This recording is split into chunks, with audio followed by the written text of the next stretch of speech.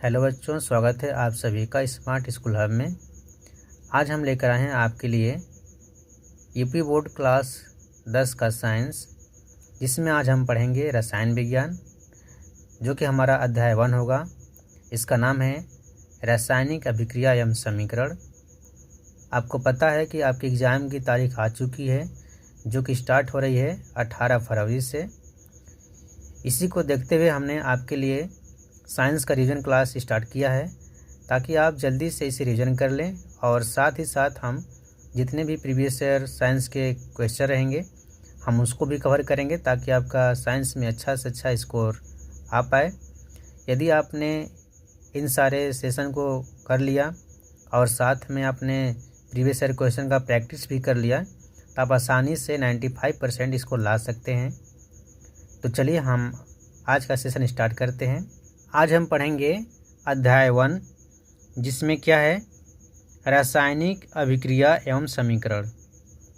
सबसे पहले हम समझेंगे कि रासायनिक अभिक्रिया क्या होती है। एक ऐसी प्रक्रिया जिसमें एक या एक से अधिक पदार्थ, जिसे हम अभिकारक भी कहते हैं, पारस्परिक क्रिया करके नए पदार्थ यानी कि उत्पाद में परिवर्तित हो जाते हैं, रासायनिक अभिक्रिया कहलाती है। उदाहरण से समझ लेते हैं। जैसे आपके पास क्या है, मीथेन है और साथ में ऑक्सीजन है। ये दोनों जब आपस में अभिक्रिया करेंगे तो क्या बनेगा, कार्बन डाइऑक्साइड प्लस साथ में जल बनेगा, और इसके साथ ही ऊर्जा भी उत्पन्न होगी। ठीक है, तो यहाँ पे जैसे आपका मीथेन और ऑक्सीजन क्या हुआ, रासायनिक समीकरण में भाग लिए, तो इसे हम क्या कहेंगे, इसे हम अभिकारक कहेंगे। और जो इस अभिक्रिया के दौरान जो उत्पन्न हुआ उसे हम क्या कहेंगे, उत्पाद कहेंगे। जैसे कार्बन डाइऑक्साइड उत्पन्न हुआ, साथ में जल भी बना, तो इसे हम क्या कहेंगे, उत्पाद कहेंगे। ठीक है, यहाँ पे जी का मतलब क्या होता है, गैस होता है। ठीक है, तो मीथेन आपका गैस के रूप में होता है, ऑक्सीजन भी गैस के रूप में होता है, और कार्बन डाइऑक्साइड भी गैस के रूप में होता है। और जल कैसा होता है, लिक्विड होता है, तो इसे हम जल से प्रदर्शित करते हैं। ठीक है, जो आपका मीथेन हो गया, यह धान के खेत से भी प्राप्त होती है, इसे भी याद रखिएगा। मीथेन आपका ज्वलनशील गैस है। ठीक है, कार्बन डाइऑक्साइड का उपयोग हम आग को बुझाने में उपयोग करते हैं। ठीक है, एक और उदाहरण हम समझ लेते हैं। जैसे आपके घर में दूध हो गया, दूध में हम क्या मिलाएंगे, लैक्टिक अम्ल मिलाएंगे। ठीक है,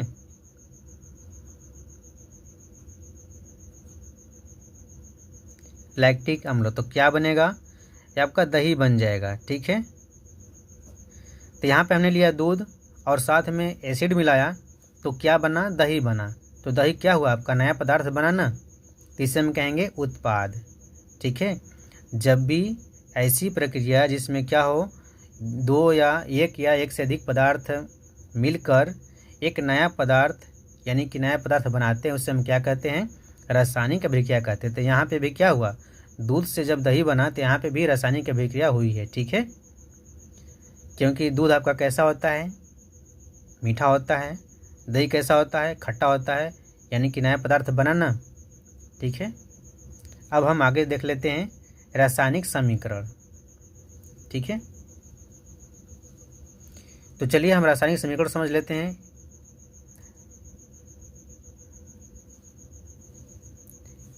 देखिए, किसी रासायनिक अभिक्रिया का उसमें भाग लेने वाले पदार्थों, जैसे कि अभिकारक एवं उत्पाद के प्रतीकों तथा सूत्रों के माध्यम से संक्षिप्त प्रदर्शन रासायनिक समीकरण कहलाता है। ठीक है, जैसे उदाहरण के रूप में समझ लेते हैं। ये आपका क्या हो गया, कैल्शियम ऑक्साइड हो गया, और यहाँ पे क्या हो गया, जल।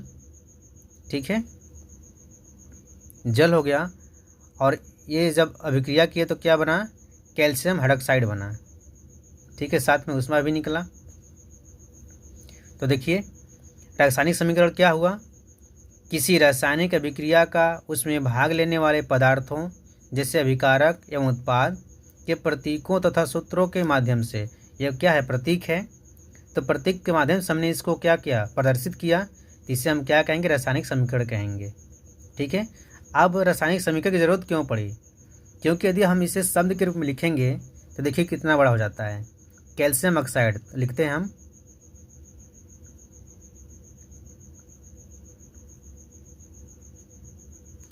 कैल्शियम ऑक्साइड प्लस जल, क्या बना? अभिक्रिया करके कैल्शियम हाइड्रॉक्साइड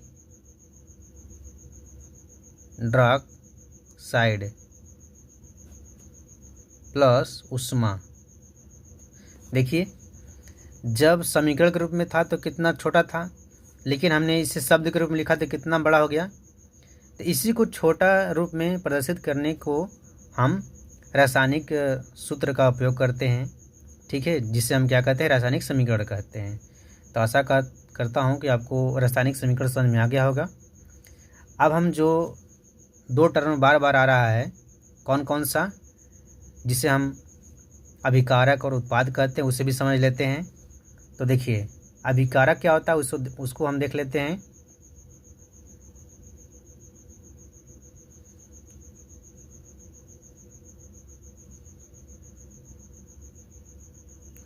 तो चलिए देख लेते हैं अभिकारक क्या हुआ। ऐसे पदार्थ जो किसी रासायनिक अभिक्रिया में हिस्सा लेते हैं उन्हें हम अभिकारक कहते हैं, ठीक है।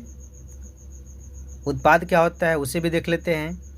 ऐसे पदार्थ जिनका निर्माण रासायनिक अभिक्रिया में होता है उन्हें हम उत्पाद कहते हैं। उदाहरण के रूप में आपके पास क्या है? आपका हाइड्रोजन हो गया प्लस ऑक्सीजन हो गया, ये मिलकर क्या बनाते हैं? जल बनाते हैं, ठीक है। अब हम इस अभिक्रिया को देख लेते हैं संतुलित है कि नहीं। यहाँ पे हाइड्रोजन आपका 2 है, यहाँ पे भी हाइड्रोजन 2 है, ठीक है। यहाँ पे ऑक्सीजन आपका 2 है, लेकिन यहाँ पे ऑक्सीजन आपका 1 ही है, तो इसको हमें 2 बनाना पड़ेगा। तो यहाँ पे हम करेंगे 2 का मल्टीप्लाई। तो यहाँ पे ऑक्सीजन हो गया 2 और हाइड्रोजन हो गया 4। तब हम हाइड्रोजन को भी, यहाँ पे हाइड्रोजन आपका 2 है, इसको भी हम 4 बनाएंगे। इसके लिए हम क्या करेंगे? यहाँ पे भी 2 का मल्टीप्लाई करेंगे। ऐसा क्यों करते हैं? द्रव्यमान संरक्षण के नियम के अनुसार किसी भी रासायनिक अभिक्रिया में न तो द्रव्यमान उत्पन्न होता है और न ही उसे नष्ट किया जा सकता है, ठीक है। इसलिए अभिक्रिया से पहले जितने भी परमाणु हैं और अभिक्रिया के बाद भी जितने परमाणु हों, दोनों और समान होने चाहिए, ठीक है। अब हम आगे द्रव्यमान संरक्षण का नियम जो है उसको समझ लेते हैं। इस नियम के अनुसार किसी भी रासायनिक अभिक्रिया में द्रव्यमान न तो उत्पन्न होता है और न ही नष्ट होता है, अर्थात अभिक्रिया के पहले और बाद में सभी परमाणुओं की संख्या समान रहती है, ठीक है। उदाहरण के रूप में समझ लेते हैं, जैसे कि यहाँ पे आपका ऑक्सीजन 2 है और यहाँ पे ऑक्सीजन आपका 1 है, तो इसको हमें संतुलित करना पड़ेगा। क्यों? द्रव्यमान संरक्षण के नियम के अनुसार, ठीक है। यहाँ पे क्या है कि अभिक्रिया से पहले जितने भी परमाणु हैं और बाद में भी जितने भी परमाणु, उनको समान रहना होगा, ठीक है।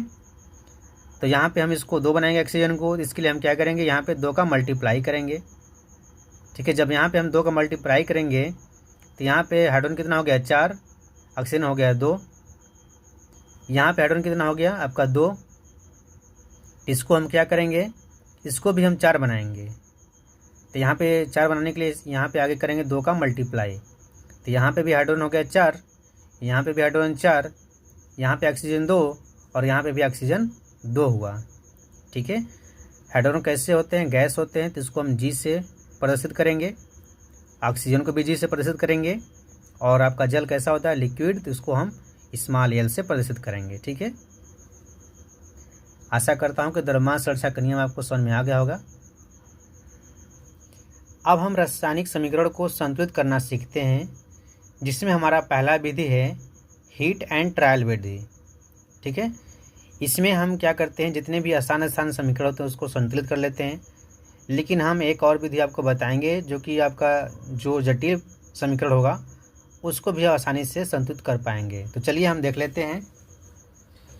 हिट एंड ट्रायल विधि में क्या होता है कि हम अंदाज़ा ही समीकरण क्या करेंगे, एक मानकर, ठीक है, मानकर अनुमान लगाकर हम समीकरण को संतुलित करेंगे। जैसे कि यहाँ पे नाइट्रोजन आपका कितना है, 2 है, लेकिन यहाँ पे नाइट्रोजन कितना है, 1 है। यहाँ पे ऑक्सीजन कितना है, 2 है, लेकिन यहाँ पे ऑक्सीजन कितना है, 1 है। तो हम इसको 2 बनाएंगे नाइट्रोजन को पहले। तो क्या करेंगे, यहाँ पे 2 का मल्टीप्लाई करेंगे।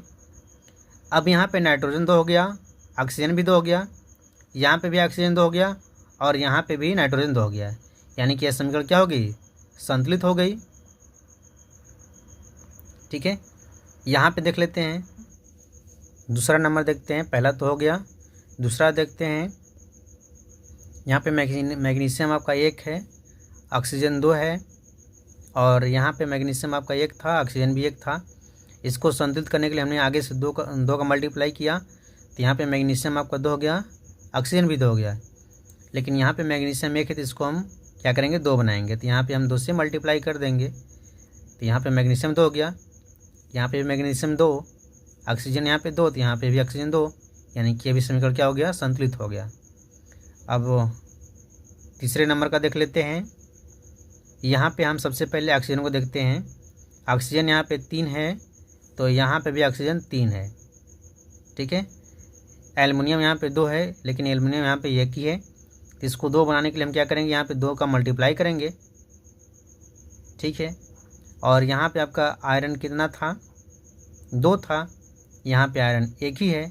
इसको हम 2 बनाने के लिए आगे भी 2 का मल्टीप्लाई करेंगे। यहाँ पे 2 का नहीं करेंगे, ठीक है, नहीं तो गलत हो जाएगा। कब करना है, कहाँ पे करना है, तो आगे करना है 2 से मल्टीप्लाई। ठीक है, अब देख लीजिए, यहाँ पे आयरन 2 तो यहाँ पे भी आयरन 2, यहाँ पे ऑक्सीजन 3 तो यहाँ पे भी ऑक्सीजन 3 हो गया, यहाँ पे एल्युमिनियम 2 तो यहाँ पे भी एल्युमिनियम 2 हो गया। तो इसी को हम कहते हैं हीट एंड ट्रायल विधि। ठीक है, यानी कि हम एक एज्यूम मानकर, अनुमान लगाकर हम इस समीकरण को संतुलित कर लेते हैं। ठीक है, इसमें जितने भी नॉर्मल आपके आसान समीकरण होते हैं उसको हीट एंड ट्रायल विधि से संतुलित हो जाते हैं। आगे हम देख लेते हैं, जिसमें कि है आपका